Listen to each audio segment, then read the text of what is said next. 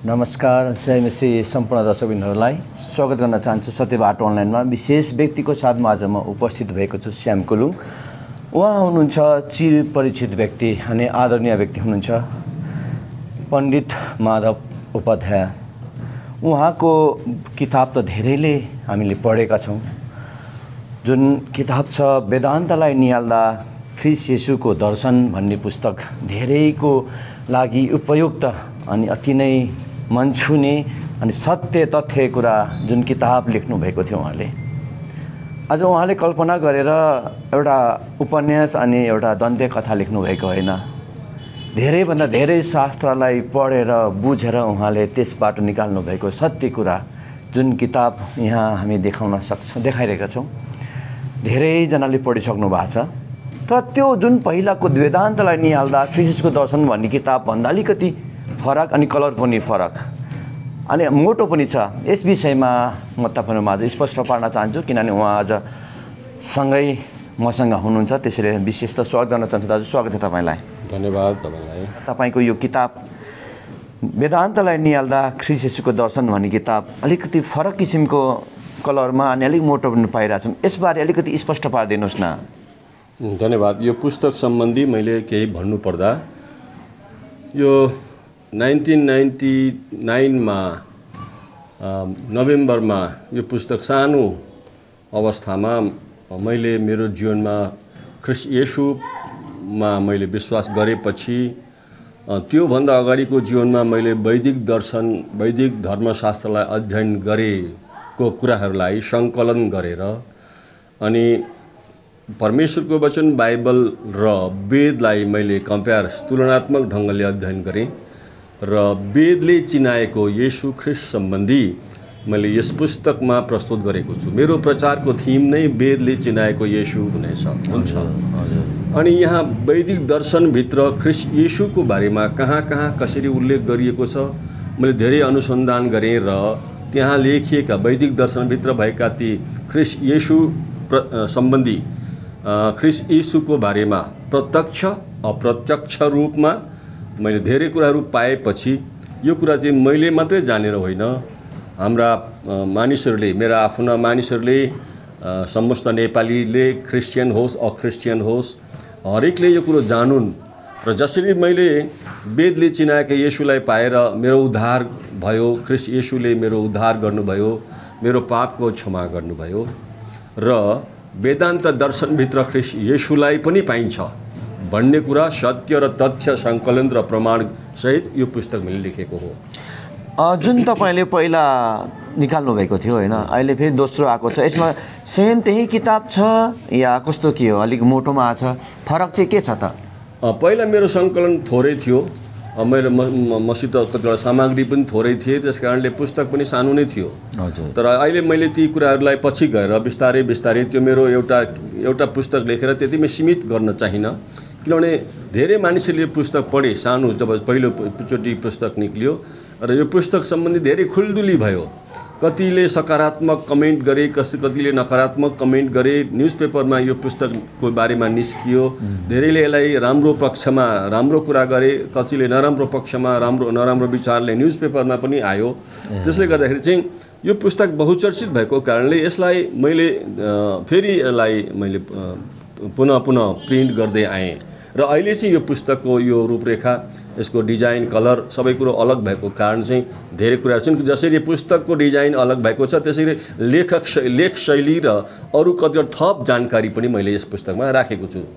जस्तो कि संसारमा होइन एउटा धेरै किताबहरू निकाल्छन् नि, पहिलो दोस्रो कति हाम्रो फिल्म पनि हामी हेर्छौँ न, पहिलो दोस्रो। त्यस्तै तपाईँको यो के दोस्रो भन्नु कि अथवा त्यसैलाई त्यो जुन पहिलाको किताब पनि यसमा समावेश गरिएको छ? पहिलोको किताब चाहिँ 100 पेज पनि राम्रो थिएन भने अहिले यो 196 पेजको पुस्तक छ। यसको मतलब हामीले पाठकहरूले बुझ्नुपर्ने कुरा के छ भनेदेखि चाहिँ यहाँ अब धेरै कुराहरू सङ्कलित कुराहरू, यहाँ धेरै कुरा समावेश भएका छन्। यहाँसम्म कि यस पुस्तकलाई मैले यसपालि निकाल्दाखेरि 4 अध्याय अरू थपेको छु। त्यसमा विशेषतः के छ भन्नु छ भनेदेखि चाहिँ सम्पूर्ण संशोधित मात्र नभएर गायत्री मन्त्रको अर्थसहित मैले यहाँ प्रस्तुत गरेको छु। धेरैले गायत्री मन्त्रलाई आफ्नो आफ्नो विचारले प्रस्तुत गर्छन्, तर वास्तवमा गायत्री मन्त्रको अर्थ चाहिँ के हो भन्ने कुराले यस पुस्तकमा मैले हालेको छु र यो गायत्री मन्त्रको अर्थको सम्पूर्ण परिभाषा यो पुस्तक पढ्नेले बुझ्नुहुनेछ। र यसको विशेषता धेरै छ। यो वेदान्तलाई निहाल्दा ख्रीष्ट येशूको दर्शन भन्ने नाउँ नै किन यहाँ मैले यसलाई जोड दिएर राखिछाडेको छु, यस विषयमा पनि मैले प्रस्तुत गर्नुपर्ने हुन्छ। हजुर, खुसी लाग्यो तपाईँले अर्को पुस्तक निकाल्नु भएको छ होइन। यो किताब पढेर धेरैजना अलमलमा परेका, अन्यलमा परेका भनेर कति विश्वासीले यो किताब पढेर साँचो ख्रीष्टलाई साँचो प्रकारले चिन्न सक्नुभएको छ यी किताबबाट। र कतिजना वेदहरू पढ्ने व्यक्तिले पनि यो किताब पढ्नुभयो भने पक्कै पनि साँचो सत्य ईश्वरलाई पाउनुहुनेछ, बुझ्नु कतिले बुझ्नु पनि भएको छ। र समग्रमा एउटा आम सर्वसाधारणले बुझ्ने गरी भन्नुपर्दा जुन छ नि वेदान्तलाई निहाल्दा ख्रीष्ट येशूको दर्शन भन्ने खास यो के चाहिँ भन्न खोजेको, यो खास चाहिँ जो साधारणले बुझ्ने भाषामा भन्नुपर्दा यो कारण चाहिँ के छ भने वेदभित्र वेदान्त दर्शनहरूभित्र येशू ख्रीष्टको बारेमा प्रत्यक्ष अप्रत्यक्ष रूपमा धेरै कुराहरू उल्लेख गरिएको छ। जुन कुरो चाहिँ हाम्रो ब्राह्मण समुदायले यो कुरालाई ढाकछोप गरेर राख्नुभएको छ भने कतिले यसलाई बुझ्नै चाहनुहुन्न र कतिले बुझ्नु भएकै छैन। यस कारणले मैले प्रयत्न गरेँ, म जसरी मैले येशू ख्रीष्टलाई विश्वास गरेँ र ख्रीष्ट येशूको अनुग्रहमा भित्री नजर मेरो खोलियो, अन्तरात्माबाट मेरो नजर खोलियो र मानिसहरूले जसरी मेरो दृष्टि खोलियो त्यसै गरी मानिसहरूको दृष्टि पनि खोलियोस्, मेरो यो इच्छा हो। अनि यो पुस्तकलाई वेदान्तलाई निहाल्दा ख्रीष्ट येशूको दर्शन नै भनेर यो राख्नुको कारण चाहिँ धेरै मानिसको भनाइ छ। यो पुस्तकको नाम नै आकर्षित छ। यस कारणले मानिसहरू धेरै खोजी पढ्छन्। अनि अर्को कुरा, पुस्तकमा लेखिएका विषयवस्तुहरू आजसम्म मैले मेरो अनुसन्धानमा नेपाली जगतमा मात्र नभएर हाम्रो इन्डियामा पनि इन्डियन क्रिस्चियनहरूको निम्ति पनि यो एउटा पुस्तक खोजपूर्ण एउटा साधन भएको छ। किनभने यो पुस्तकले जसको हातमा यो पुस्तक पुग्यो, मैले अनुभवमा इलाहाबादमा, मध्य प्रदेश, यूपीमा धेरै मानिसहरूले येशू ख्रीष्टलाई विश्वास गरे। यहाँसम्म कि यो पुस्तक हिन्दीमा पनि पाइन्छ, अनि यो पुस्तक इङ्ग्लिसमा पनि पाइन्छ। अनि यो हिन्दीमा भएको कारणले यूपी बिहारमा धेरै मानिसहरूको बिचमा पुग्यो र धेरै साधु सन्तहरूले चित्रकूटतिर, इलाहाबादतिर ठुल्ठुला मठ मन्दिरमा पनि यो पुस्तक पुगेको कारणले धेरै मानिसहरूले, साधु सन्त महात्माहरूले पनि यो पुस्तक पढे, येशू ख्रीष्टलाई विश्वास गरे। र हामी कतिजना गएर तिनीहरूलाई प्रभु येशू ख्रीष्टको मार्गमा अगुवाई गर्दै जमुना नदीमा बप्तिस्मा दिनेहरूमध्येमा म पनि हुँ। यस कारणले यो पुस्तकको यो नाम अति रोचक छ। अनि यो पुस्तक धेरै मानिसहरूले पढिरहेका छन् र अझै पनि यो खोज गरिरहेका छन् मानिसहरूले। यो पुस्तक हामीलाई चाहियो। केही दिन अगाडि म काठमाडौँमा आएको थिएँ, अनि आजभन्दा केही महिना अगाडि काठमाडौँमा आएको थिएँ जतिखेर क्रिस्चियन समाज, नेपाल क्रिस्चियन समाजको त्यो जुब्ली केही मनाइरहेको थियो। त्यतिखेर मसित सीमित मात्रामा, त्यो पनि पुरानो पुस्तक, यो नयाँ होइन, सीमित पुस्तक मात्रै थियो, 50वटा कपी मात्रै थियो।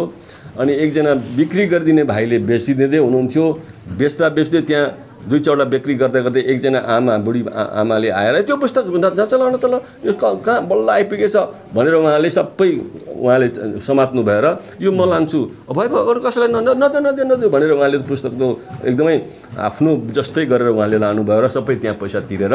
त्यसरी अति नै खोज मैले देखेँ र त्यो देखेर पछि अझै मलाई साहस आयो नेपाल क्रिस्चियन समाजसँग 1 दिन 2 दिन सङ्गति गर्दा। अनि मैले बुझेँ कि यो पुस्तकको अझै धेरै खाँचो रहेछ। अनि मैले प्रार्थना गरेँ, प्रभुका जनहरूसँग कति ठाउँमा मैले सहयोग पनि मागेँ, किनभने यही पुस्तक हो। मानिसले धेरैले मलाई डलरे त भन्छन्, खैरेको धर्म मानेको पनि भन्छन्। डलर मैले देखेको छैन आजसम्म, अनि खैरेको धर्म कस्तो हुन्छ मलाई थाहा छैन।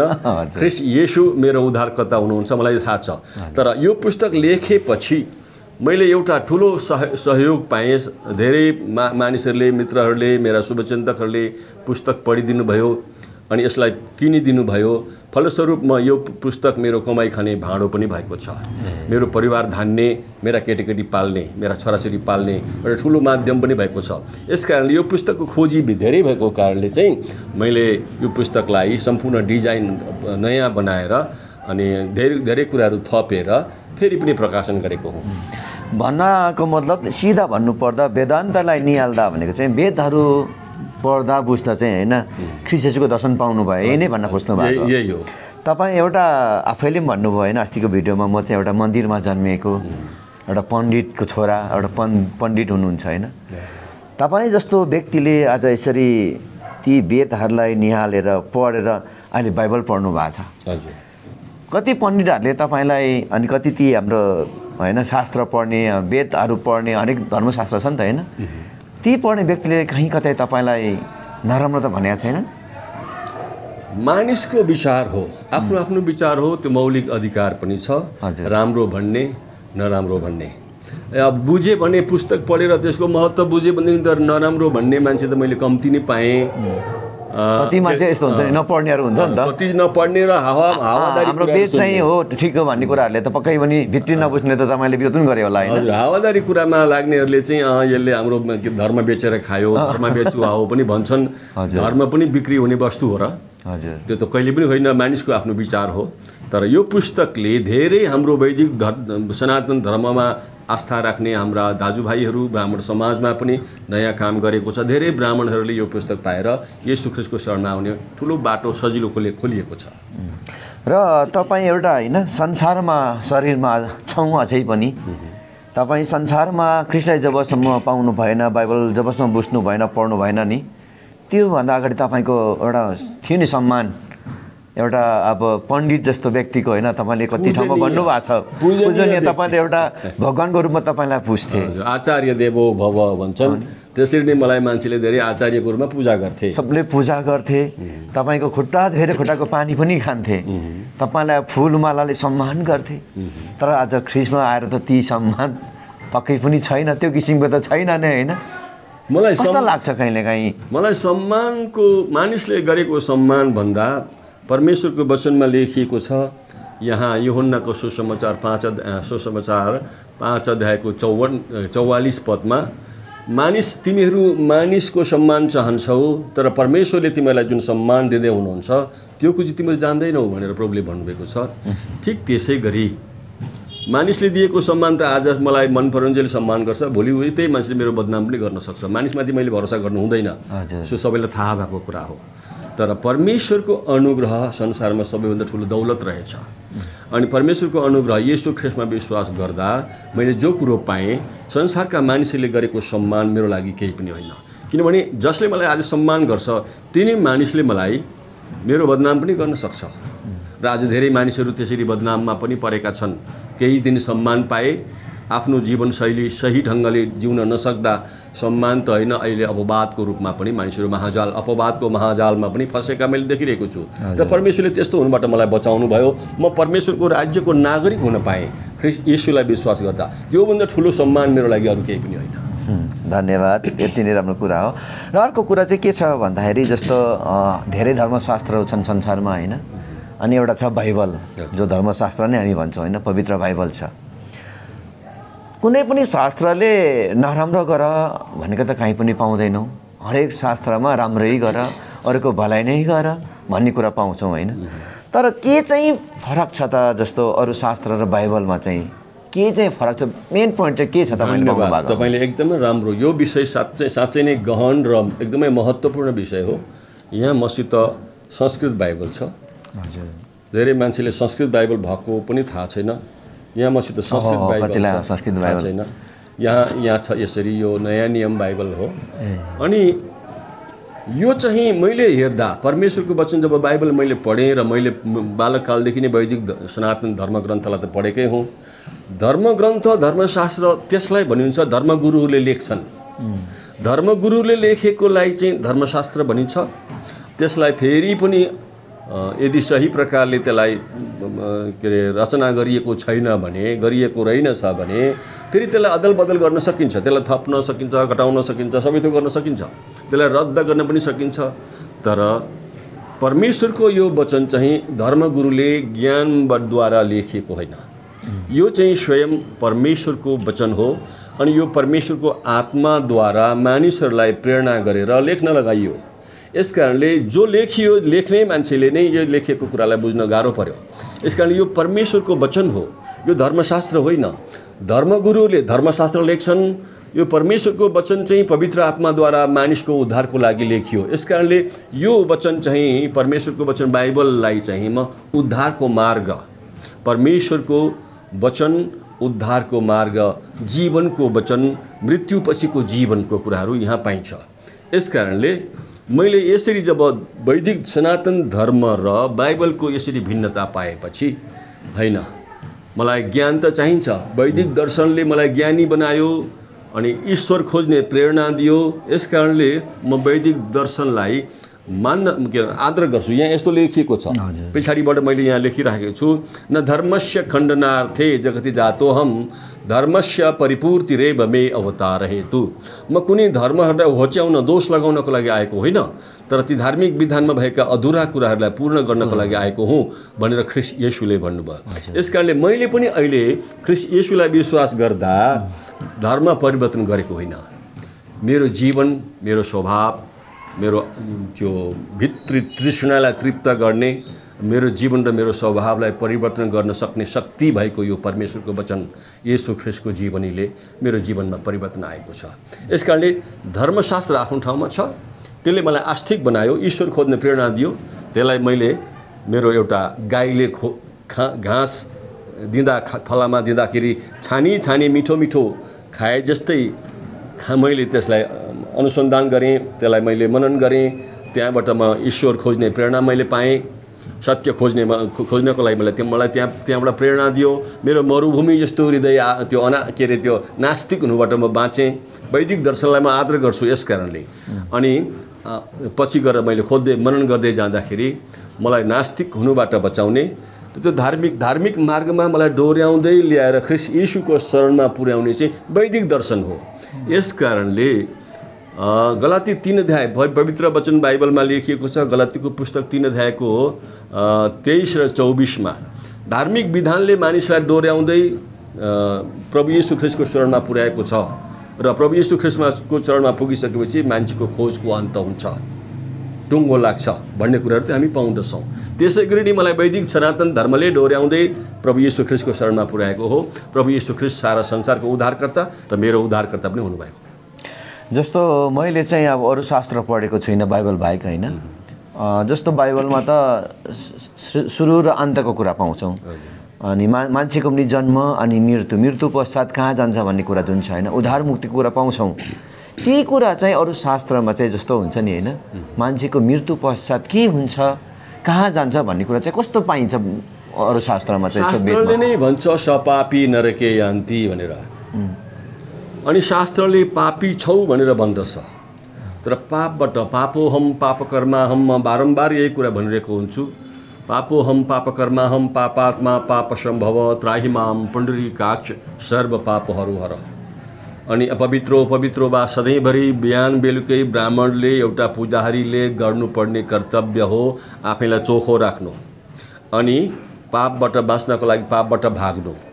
तर कहाँसम्म मानिस पापबाट भाग्न सकेर आज हामी देखिरहेका छौँ ठुला ठुला प्रसिद्ध धर्मगुरुहरू व्यभिचारको केसमा, रेपको केसमा परेर बर्बाद भइरहेका छन्। तर त्यस्तै मान्छेको पछि आज हाम्रो देशका मानिसहरू पछि लागिरहेका छन् ढोग्न र पुज्नको लागि। यसकारणले आज मानिस कोही पनि गेरुवा वस्त्रधारी होस्, जट्टाधारी होस्, जस्तोसुकै धर्मकर्ममा एकदमै लिप्त भएको मानिस किन नहोस्, पापको दासत्वबाट मुक्ति पाउन सक्दैन। पापबाट उम्कनको लागि प्रयत्न गर्ने मात्रै मानिसहरू हुन्। तर पापको क्षमा, सबै पापहरूलाई क्षमा गरेर शुद्ध गरिदिने एउटै मात्रै उपाय मैले देखेँ बाइबलमा।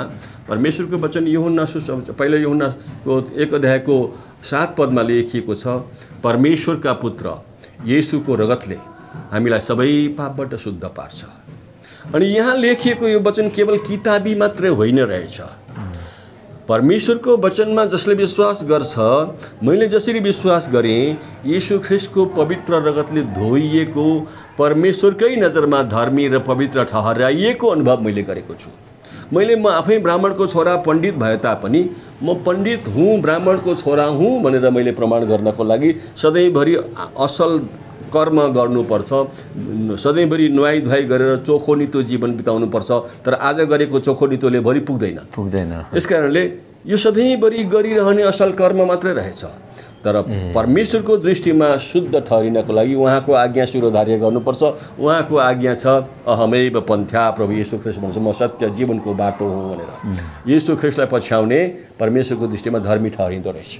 तपाईँले एउटा तपाईँको भिडियोमा मैले हेरेको थिएँ, तपाईँले भन्नुभएको छ जुन अब होइन अब संसारको शास्त्रमा पढ्दा धर्ममा भन्दा चाहिँ सधैँ नुहाएर पवित्र हुनुपर्ने तपाईँले भन्नुभएको छ। एकपटक पवित्र भइसकेपछि त बार बार नुहाउनु नपर्ने हो नि त भन्ने कुरा भन्नुभएको छ। तपाईँले बार बार मान्छेको पेट काटेर होइन टोइलेट गइराख्यो भने पनि नुहाउनु पर्छ भन्नुभएको छ होइन। तपाईँको यो पनि अतिरिक्त कुरा थियो होइन। त्यसको मतलब चाहिँ हो हामी बार बार नहुनाले चाहिँ हाम्रो शरीरको मैला चाहिँ पखालिन्छ, सफा हुन्छौँ होला होइन। तर पक्कै हामी पापबाट त हामी सफा हुँदैनौँ नि त होइन। यो कुरा चाहिँ तपाईँले भने चाहिँ अरू वेदहरू भन्दा बाइबलमा मात्रै पाउनु भएन त यसको मतलब। किनभनेदेखि चाहिँ वैदिक धर्ममा अथवा के हाम्रो ब्राह्मण समाजभित्र म ब्राह्मण हुँ भनेर ब्राह्मणकै छोरा भए तापनि, ब्राह्मण भए तापनि प्रमाणित गर्नुपर्छ हाम्रो असल कर्मले, हाम्रो असल आचरणले, हाम्रो असल कर्मले, सधैँभरिको चोखोपनले, पवित्रताले म ब्राह्मण हुँ भनेर प्रमाणित गर्नको लागि। यदि बिमार नै भइहाल्यो, पेट खराब नै भइहाल्यो, अरू कारणले मान्छे बिमार भइहाल्यो भने पनि म बिमार भएँ, आज म चोखो नितो गर्दिनँ, म सुतिरहन्छु भन्न पाइँदैन। यदि ऊ साँच्चै नै ईश्वरलाई रिझाउने किसिमको त्यो दर्शन लिएर अगाडि बढेको ब्राह्मण हो भनेदेखि चाहिँ जस्तोसुकै बिमार भए तापनि उसले नुहाई धुवाई असल कर्म गरेर ईश्वरको दृष्टिमा, मानिसको दृष्टिमा पनि म धर्मी मान्छे हुँ। चटक्कै आफूलाई एउटा गेरुवा वस्त्रधारी ब्राह्मण एउटा के अरे गुरुकुलमा जन्मिएको हो भने गुरुको अगाडि स्वच्छ पवित्र अगाडि उभिएर आफूलाई प्रमाणित गर्नुपर्छ। यसकारणले गुरुले ठहराउनुपर्छ आज यो चोखो नितो भयो, ठिक्कै चटक्क भएर आएछ, यो सफा सुग्घर भएर आएछ, यो चोखो छ, अनि मात्रै गुरुको नजिकमा बस्न, गुरुको चरण स्पर्श गर्न पाइन्छ। यसकारणले एउटा ब्राह्मण भएर ब्राह्मण हुनको लागि सधैँभरि प्रयत्न गर्नुपर्ने र असल कर्म गर्नुपर्ने हुन्छ। तर येशू ख्रिस्ट परमेश्वरको पुत्र, येशू ख्रिस्टको पवित्र रगतले मानिसको विवेकलाई नै शुद्ध गर्दछ। भित्री स्वभावलाई नै शुद्ध गरेपछि सम्पूर्ण प्रकारले येशू ख्रिस्टको पवित्र रगतले धोइएको, परमेश्वरको नजरमा धर्मी ठहराइएको व्यक्ति। अब मलाई सधैँभरि म ब्राह्मण हुनको लागि सधैँभरि नुहाइरहने त्यो रोग मसित छैन। म शरीरको मैला धुनको लागि मेरो सुविधाअनुसार जहिले मलाई समय मिल्छ, जस्तो सुविधा मिल्छ त्यसरी म नुहाउँछु मेरो शरीरको मैलाको लागि। मेरो भित्री अन्तस्करणमा पापी स्वभाव, पापी मैललाई धोइदिने येशू ख्रिस्टको रगतले सिद्ध्याएको छ। अब म परमेश्वरको दृष्टिमा पवित्र हुनको लागि सधैँभरि नुहाउने होइन, परमेश्वरको दृष्टिमा येशू प्रभुको रगतले धोइएको हो। अब सधैँभरि प्रभु म पापी छु भनिरहनु नपर्ने अवस्थामा परमेश्वरकै दृष्टिमा पवित्र तुल्याइएको मान्छे हुँ म। और मलाई पण्डित माधव उपाध्याय मानिस भन्छन्, हो पण्डित माधव उपाध्याय हुँ म, पहिले पनि पण्डित त्यही माधव उपाध्याय, अहिले पनि त्यही पण्डित माधव उपाध्याय। तर अहिले चाहिँ म परमेश्वरको दृष्टिमा धर्मी ठहराइएको, येशू ख्रिस्टको पवित्र रगतले धोइएको पण्डित माधव उपाध्याय हुँ म। र जाँदा जाँदै फेरि पनि तपाईँलाई देखाइरहेको छु, वेदान्तलाई निहाल्दा ख्रिस्ट येशूको दर्शन भन्ने पुस्तक छ। यो पुस्तक चाहिँ हामी कहाँ कसरी पाउन सक्छौँ यानि कि हाम्रो दर्शकबिनहरूले? हजुर हुन्छ। आज म अलिकति एकदमै राम्रो कुरा, यो पुस्तक काठमाडौँमा मैले एकता बुक हाउस यो के तिमा ठुलो बुक हाउस छ त्यहाँ मैले उहाँलाई दिएको छु। अनि सिलगढी इन्डियामा पनि एकता बुक हाउसमा नै पाइन्छ। अरू किताब पुस्तकालयमा मैले यो पुस्तक दिन सकिनँ, कारण धेरै छन्। किनभने मेरो आफ्नो के अरे मैले लेखेको मेरो पुस्तकमा मेरो अधिकार हुन्छ, अनि लेखकको अधिकार हुन्छ। यो मेरो अधिकारलाई के अरे हनन गरेर धेरै मानिसहरूले आफ्नो खुसीले एकदमै पुस्तकलाई यो पुस्तक हो भन्ने लायकको पनि नबनाइकन साधारण अत्यन्तै त्यो कमजोर पुस्तक बजारमा निकालेर धमाधम बेच्नुभयो। म चिन्छु उहाँहरूलाई, तर चिनेर उहाँहरूलाई मैले उहाँको अपमान गर्न म चाहन्न। तर म विनम्र अनुरोध गर्दछु पुस्तक विक्रेताहरूलाई र पुस्तक किनेर मलाई मेरो सेवाकाईमा सहयोग गरिदिनु हुने मेरा शुभचिन्तकहरूलाई केवल तपाईँले काठमाडौँमा एकता बुक हाउसमा थापाथलीमा मात्रै पाउनुहुन्छ। अन्त मैले कसैलाई दिन सकिनँ, कसैमाथि मैले भरोसा गर्न सकिनँ। त्यसै गरी सिलगढीमा इन्डियामा पनि तपाईँले केवल एकता बुक हाउसमा मात्रै पाउनुहुन्छ र अरू अधिक कतै आवश्यक पऱ्यो भने सिधै मसँग सम्पर्क गर्नुहोला। म विनम्र अनुरोध गर्दछु, मैले यो गर्न बाध्य भएँ किनभनेदेखि चाहिँ मेरो पुस्तक डुप्लिकेट बनाएर धेरै मानिसहरूले बेचे। जुन पुस्तक मेरो हो भन्न यसो हेर्दाखेरि मैले आफैले किनेर हेर्दाखेरि पुस्तकको अवस्थामा पनि छैन। यति साह्रो कमजोर पुस्तक, त्यो यति साह्रो पेपर पनि, त्यसको क्वालिटी पनि पुरै बर्बाद बनाएर केवल पुस्तकको बेचेर पैसा कमाउने उद्देश्यले मात्रै उहाँले यो कुरो गर्नुभयो। अनि मेरो रोयल्टी त मेरो अधिकार हो, तर त्यो पनि उहाँले कहिल्यै गर्नु भएन। अनि मेरो आफ्नो काममा म पण्डित माधव उपाध्यायलाई उहाँहरूले अलिकति पनि वास्ता नगरिकन यसो गर्नु चाहिँ मेरो दृष्टि मात्रै होइन, परमेश्वरको दृष्टिमा पनि यो पाप हो। अब मलाई मेरो काममा, मेरो मिनिस्ट्रीमा, सेवकाईमा उहाँहरूले यसरी गर्नु चाहिँ मेरो अपमान गर्नुभएको हो। कृपया कसैले पनि यसो नगरिदिनुहोस्। पुस्तक विक्रेताहरूसँग अनुरोध गर्दछु, पुस्तक किनिदिनु हुने परमेश्वरका जनहरू, तपाईँले केवल मसित सम्पर्क राख्नुभयो भने अनि एल सदाई नेपालमा छन् कति पुस्तक, त्यहाँबाट सम्पर्क राख्नुभयो भने पाउनुहुनेछ र एकता बुक हाउसमा पाउनुहुनेछ थापाथलीमा, त्यहाँभन्दा मसित मात्रै। अरू चाहिँ पुस्तकालयमा म यो पुस्तक बेच्न अब अनुमति दिने छैन। यो कुरा हजुरलाई जानकारीको लागि राखेको हो मैले। हस्, धन्यवाद यो जानकारीको लागि। र अझै जाँदै तपाईँलाई एउटा प्रश्न गर्न मन लाग्यो। जुन यो किताब चाहिँ के इसाईहरूले मात्रै पढ्दा फाइदा हुने या अरू नन इसाईले, क्रिस्चियनले पनि पढ्दा फाइदा हुने, के छ यसको चाहिँ? यो पुस्तक इसाईको लागि धेरै नै उपयोगी छ, किनभने यो पुस्तकको माध्यमबाट धेरै प्रभुका जनहरूले, पास्टरहरूले, इभान्जलिस्टहरूले, अरू सर्वसाधारण विश्वासीहरूले पनि यस पुस्तकको माध्यमबाट धेरैलाई सुसमाचार प्रचार गर्न सहयोग पाएका छन्। यसकारणले यो एउटा क्रिस्चियन जगतमा निकै नै गुणकारी उपयोगी पुस्तक हो। साथसाथै अइसाईहरू उहाँहरूले यो पुस्तक तपाईँको हातमा आयो भने तपाईँले सोच्नुहोस् कि यो एउटा तपाईँको निम्ति जीवनको एउटा सही मार्गदर्शक भएर यो पुस्तक तपाईँको अगाडि हातमा आउनेछ। यसकारणले कृपया यो पुस्तक दुईटै क्षेत्रका इसाई अइसाईको लागि अति नै उपयोगी पुस्तक भएको कारणले यो पुस्तक धेरैले खोजिरहेका छन्, मागिरहेका छन् र फेरि मैले बारम्बार प्रिन्ट गरिरहनु परेको कारण हो। यस्तो छ। धन्यवाद।